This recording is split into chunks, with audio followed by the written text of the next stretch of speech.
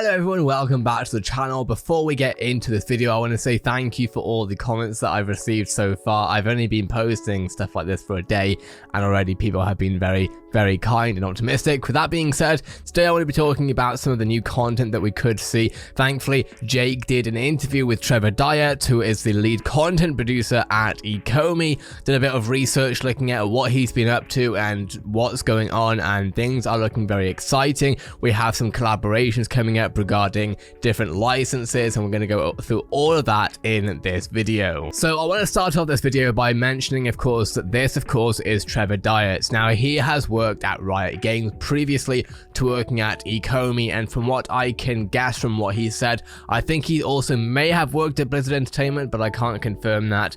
That being said, he worked on things like League of Legends, I believe, and Legends of Runeterra. And to give you a better idea of what League of Legends and Runeterra can look like, these are some of the characters that are champions, different player agent type of things that you can get in League of Legends, where you play as different roles, and these are some of the characters in these games. This itself is a music video because League of Legends have actually made some of their heroes or champions or whatever they're called, they have made them into rock stars that are actually billboard topping rock stars, hitting hundreds of millions of views on them. And then the other game that I believe he might have worked on is Legends of Runeterra. Now this is also a game on PC, I believe, and mobile. It's a bit different, but as you can see, we have all these different sort of characters and stuff going on here. And essentially, from what I'm understanding, Trevor was essentially headhunted by Ecomi and is now working, rather than as a cog in a large machine as he has put it, he's now working on actually quite a small team. But of course, he is a content producer, so that is who Trevor is. Having said that, we're going to take a look at some of the interview here. I don't want you to watch all of it through this channel, obviously. I will be putting a link to Jake's video in the description below, of course, and we're going to be looking at some of the stuff that Trevor has spoken about regarding some new content. So the first thing I want to look at is car NFT content. Of course, we've had the DeLorean, and this is something they speak about here. Okay, so like, let's take a drive. I'm going to take a car, for example. Let's say we release a car and it's drivable. So the idea that you would just have a car here on the ground and drive it around like an RC car is fairly simple to do from a, like, in terms of like from a technical perspective. If I'm trying to deliver that, to build that in a game engine and let someone basically do that we could deliver fairly quickly.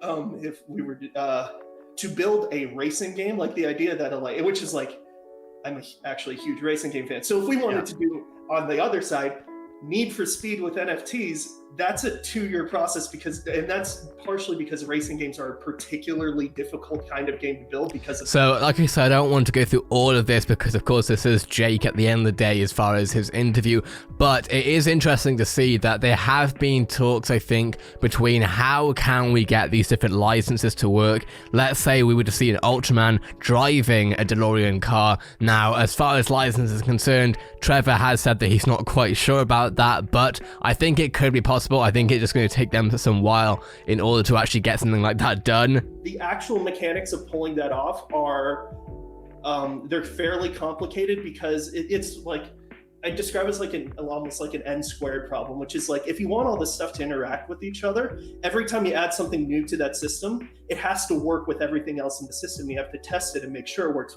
against everything else in the system. So after speaking about DeLorean, speaking about how complicated it would be to get these NFTs to work together, but I think it may be a possibility. I think it would just take a while from where we are right now. Then we also start talking about Star Trek and Jurassic Park being different IPs that have been confirmed licenses for VEVE as NFTs. Let's jump into what they had to say about this. Get into that right away. Trevor, take the floor. The 2 licenses that we perfect timing are Star Trek and Jurassic Park.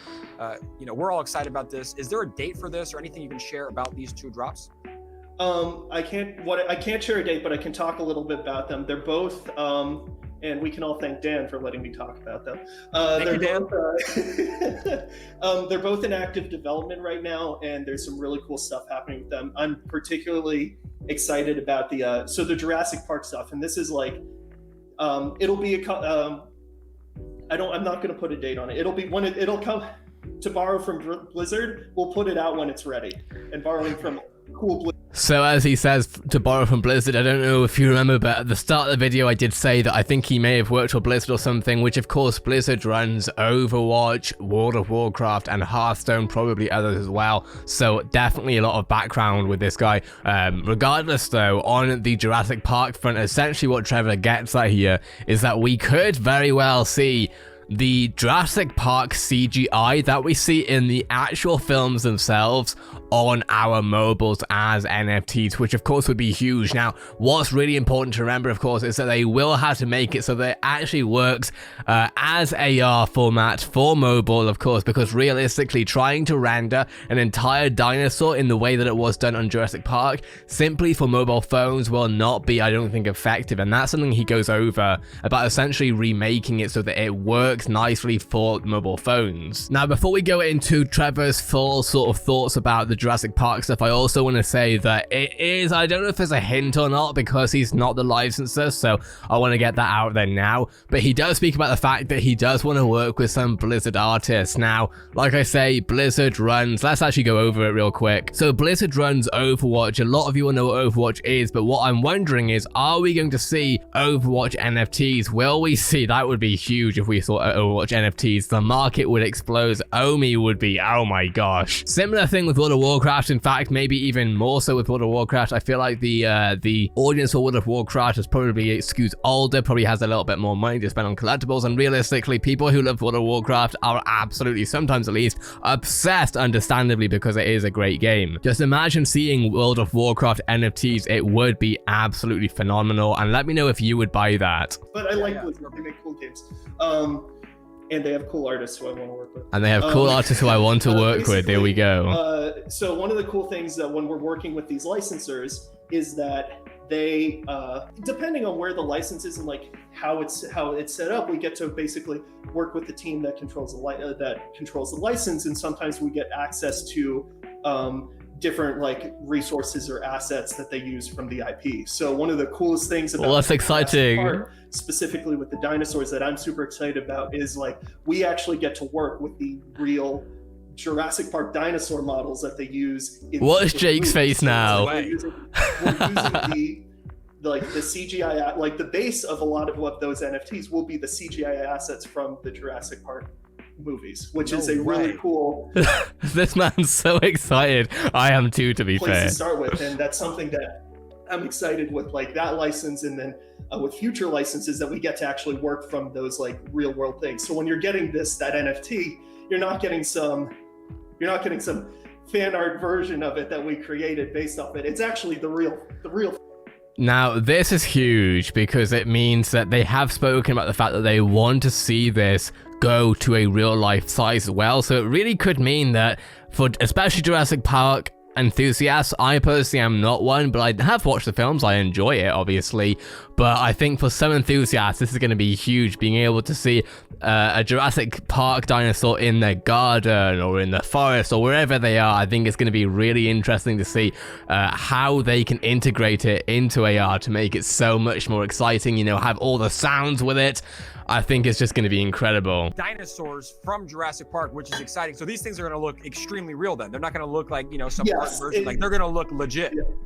Yes, I want to clarify. There is some things to clarify. Number one, let's clarify. The asset that they use in a movie is at a way higher resolution than something you can run in real time.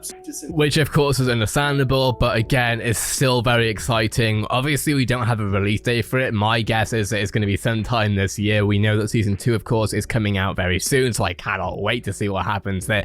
It is a little bit disappointing that we didn't see much about Star Trek. I have listened to the majority of this, and I haven't heard anything about Star Trek. But of course, I'm sure we'll see some really exciting things for that. I can't imagine what they're going to do. Of course, they probably honestly, I don't know enough about Star Trek to even make assumptions about that. I'm gonna quit while I'm ahead. Having said that though, Jake also asked Trevor about all of the different members of the team who work on this stuff. Who are they, where are they from, etc.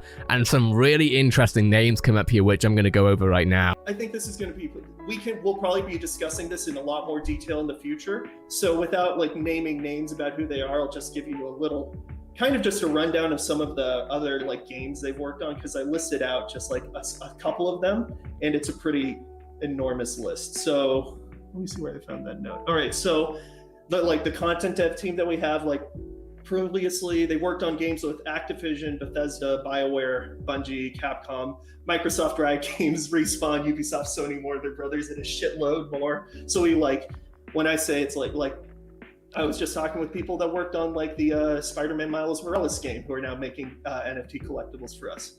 Now, bear in mind, before we go further, that this doesn't mean that, for example, we're going to get the Spider-Man Miles Morales NFTs, and the other companies that he's spoken about. We've seen Bungie, we've seen Capcom, we've seen Microsoft, Riot Games, Respawn Entertainment. Now, what's really interesting is that these are the brands behind. So we have Destiny 2 with Bungie, we have Halo Reach, Halo 3, all these different, obviously amazing and legacy IPs in many ways. It would be very interesting to see them as NFTs with Capcom. Of course, we have all the characters, we have Street Fighter, and we have a lot of stuff within gaming on that. And then we also have Apex Legends character model designers who are now working on NFTs too, which, to give you an idea, this, for example, is an Apex Legends trailer where we see Rampage right here. This is their character, and whilst we don't know specifically who worked on this, it's potential that the person who made this character is also now working on VEVE NFTs. Now, to be very clear, this doesn't mean that we're going to be seeing Apex Legends NFTs, obviously, nor it doesn't mean that we're going to be seeing Overwatch or that we're going to be seeing Halo NFTs. It's not out of the question by any means, I don't think, but more so what this means is that the people who worked on these games are now working on NFTs for VEVE, which is huge in itself. It means that VEVE, clearly, the fact that Ecomi headhunted Trevor Dietz out of Riot Games, it sounds like, to work on this stuff, shows that there's definitely a lot of adoption coming up here. Literally coming from Riot Games, as someone who works on Valorant Hub, which is a game based from Riot Games, they definitely have a lot to offer. So the fact that they've gone over, Trevor's gone over from Riot to work on Ecomi looks absolutely awesome. People who were working on like Apex Legends, creating, like, they literally designed the first like a lot of the skin lines for that. So now they're helping us create these collectibles. So these are like super experienced teams who know how to make this like really high quality AAA stuff. So what it sounds like to me is that essentially they have a lot of the design team down that they need for this. I think actually what he said is some of the first characters. Rampart isn't one of the first characters, I don't think so. It won't be Rampart, but regardless, what I think is really interesting is essentially a case of who and where are the licenses going from. Essentially, what licenses do we see coming up? Of course, we have Jurassic Park, of course we have Star Trek, but we also have other content that I think will be coming up very, very soon. He has said that they have bucket loads, essentially, or the S-word loads worth of licenses that are coming up, essentially, but he can't go through all of it. I think Trevor did say, in fact, that they see that there's 100 licenses plus, which means that we have so much content coming up. I personally cannot wait. It's going to be a collectibles absolute dream, and it's going to be really interesting. Of course, saying all of this, we have to look at the coin market cap, Ecomi tokens, etc., looking at what exactly is happening here. And of course, Ecomi has been down for a little bit of time now as far as their price concerned. The low has been at 0.004606 and the high has been at 0.005201. To be very clear, I am way more in depth and understanding of IPs, entertainment, gaming specifically, than crypto, so I'm still learning a lot of this, and if I said anything stupid, please let me know in the comments. I would love to hear your thoughts. Of course, just be kind about it, because I am trying to learn, but it definitely does seem that we're having a dip. That being said, I've watched a lot of videos about why we're seeing this dip, and realistically, even though I don't understand all of it, and again, I'm making that very clear, I'm not acting as if I'm an expert, but at the same time, I think I understand why it's taking a dip, and it is a short-term dip. Of course, we don't know when it's going to come back up. My guess is as we see more content coming out, as we see more trailers. Keeping in mind also, of course, that David Ewan's posted this 18 hours ago, where we have what looks like some sort of, I don't even know what's going on here, but it's clearly an NFT, and we have heard that it's coming out essentially in season 2, I believe. That's what I understand. I might be wrong, so don't take that as official information, but that's what I'm seeing. Of course, we have another NFT on the wall right here, but this is absolutely interesting, and I'm sure that I'm not sure, my guess is that as we see more content coming out with the use case of course, Omi, that we'll see the price go up higher and higher and higher. Let me know what your thoughts are on the price right now. Where do you think it's going? But with that being said, I hope this video was interesting or helpful. Obviously, like I say, we've looked more at the IP, the entertainment stuff regarding the NFTs and the crypto side. Still learning about it. I don't want to say anything I don't understand properly, if that makes sense. But that being said, have a great day, everyone. I'll see you in the next video.